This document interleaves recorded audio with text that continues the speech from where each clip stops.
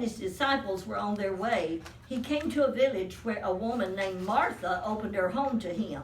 She had a sister called Mary who sat at the Lord's feet listening to what he said. But Martha was distracted by all the preparation that had to be made. Do you put yourself in that area sometimes? She came to him and she said, Lord, don't you care that my sister has left me to do the work by myself? Honey, that is me. I bet I said that 100 times when I was growing up. And my older sister was 3 years older than me. And she, of course, she was dating. Oh, it used to just make me so mad. Mom would say, well, Martha, you do the dishes because she's got to get ready. She's got a date.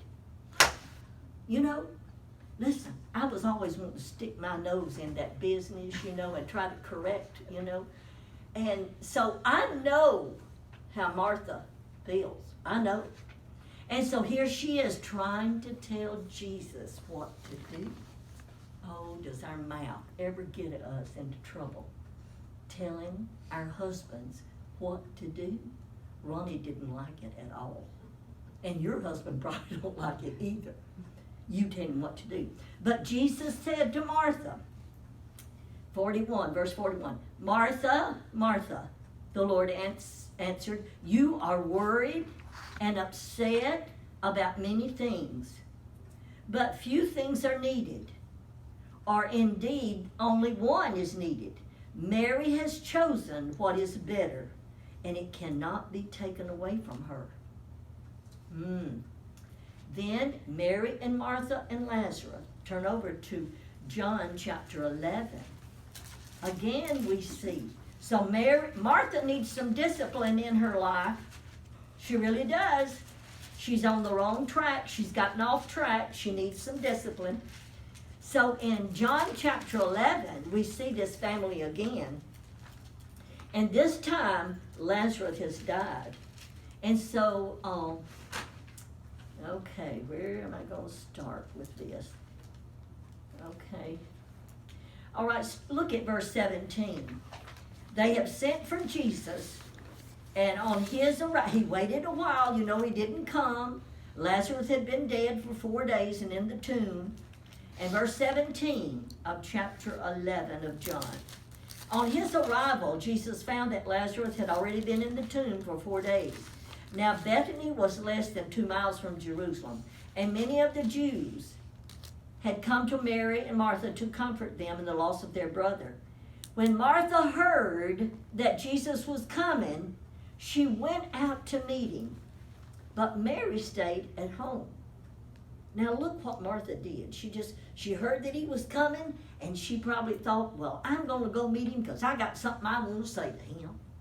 And she did have. She had something she wanted to say to him. She said in verse 21, Lord, if you had been here, woo, is that not really pointing her finger? If you had been here, my brother would not have died. Uh-oh. Here she is, bossing Jesus around again. So I just have a feeling that Mary and Martha and Lazarus, Mary run the household. I just have a feeling. Mary told them what to do, when to do, and everything. Martha did. But Jesus wasn't going to let her get by with this. And look what he said.